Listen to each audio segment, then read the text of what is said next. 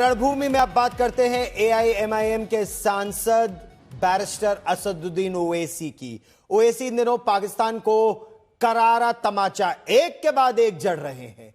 AIMIM के अध्यक्ष असदुद्दीन ओवैसी भारतीय दल के एक सदस्य हैं। इस समय मुस्लिम देशों के दौरे पर हैं। कुछ समय पहले बहरेन में थे, फिर कुवैत पहुंचे और ओवैसी ने पाकिस्तान के फील्ड मार्शल आसिम मुनीर और पाकिस्तान के प्रधानमंत्री शहबाज शरीफ को स्ट्यूपिड जोकर यानी बेवकूफ जोकर कहा है, जो भारत की बराबरी करना तो चाहते हैं लेकिन नकल करने के लिए भी उनके पास अकल नहीं है। इसके साथ ही असदुद्दीन ओवैसी ने कहा कि पाकिस्तान आतंकवाद का प्रायोजक है, मानवता के लिए एक बड़ा खतरा है।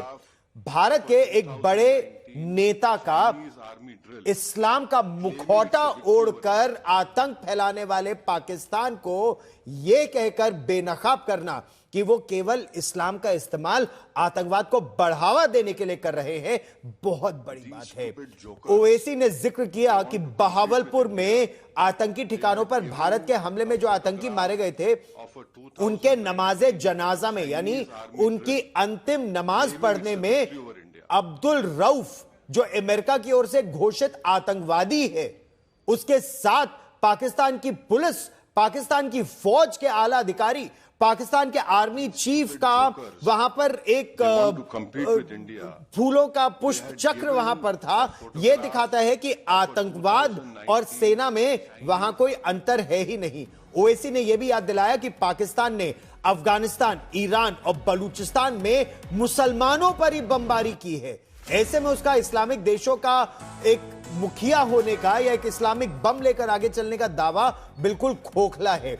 असदुद्दीन ओवैसी ने आसिम मुनीर और शहबाज शरीफ को अपने बयानों से एक के बाद एक इतने तमाचे जड़े हैं कि दोनों तुर्की के बाद जब कल ईरान पहुंचे तो असदुद्दीन ओवैसी ने तुर्की को भी चेतावनी दे दी कि वो इस्लाम के नाम पर पाकिस्तान का समर्थन ना करे, क्योंकि पाकिस्तान से ज्यादा मुसलमान भारत में रहते हैं। भारत के मुसलमानों ने जिन्ना की ये दो देशों की थ्योरी कि हिंदू और मुसलमान एक साथ नहीं रह सकते, उस थ्योरी को सिरे से खारिज कर दिया। भारत में ही वो रहे। पाकिस्तान के आतंकी नेटवर्क को बेनकाब करने वाला असदुद्दीन ओवैसी का एक एक बयान हम आपको यहां सुनवाते हैं। We are concerned with the deep state of Pakistan, the ISI, and the open free run being given to the terrorists in Pakistan. You can tell your Pakistani if you meet them, please show us one terrorist camp which India runs. एक तो बताइए भाई, कहीं तो बताइए, कुछ नहीं है। और बार बार ये मुसलमान, Pakistan cannot take up this issue. हम मुसलमान, क्या मुसलमान, हिंदुस्तान में पाकिस्तान से बढ़ के मुसलमान है, पाकिस्तान से बढ़ के मुसलमान है। और मैं तो आपको बोल रहा हूं कि उनसे ज्यादा हम ईमानदार हैं, उनसे ज्यादा हम में तकवा है। और असदुद्दीन ओवैसी ने ही पाकिस्तान को एक बार फिर FATF यानी फाइनेंशियल एक्शन टास्क फोर्स की ग्रे लिस्ट में लाने की बात की है।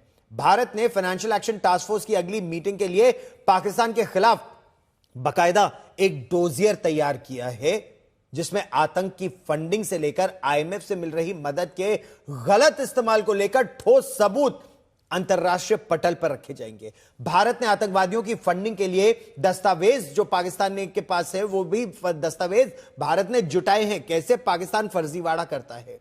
इस दौर में साफ तौर पर यहां बताया गया है कि कैसे पैसा बैंकों से सीधे आतंकवादियों तक पहुंचता है और उन पैसों से कैसे आतंकी कैंप चलाए जाते हैं।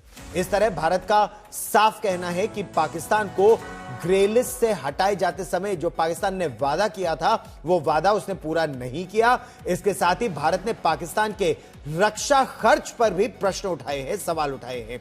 भारत ने तर्क दिया है कि पाकिस्तान अपने बजट का 18% हिस्सा रक्षा पर खर्च कर रहा है, यानी आर्मी पर खर्च कर रहा है, जबकि मदद के लिए मोहताज दुनिया का कोई भी देश ज्यादा से ज्यादा 10% या 14% रक्षा पर खर्च करता है। 1980 से 2023 तक पाकिस्तान को IMF से जो मदद मिली, इस दौर में हथियारों के उसके आयात में 20% की बढ़ोतरी देखी गई। और यह दिखाता है कि पाकिस्तान कर्ज लेकर पैसा अपनी जनता की भलाई के लिए नहीं, बल्कि आतंकवाद और हथियारों की खरीद पर खर्च करता है।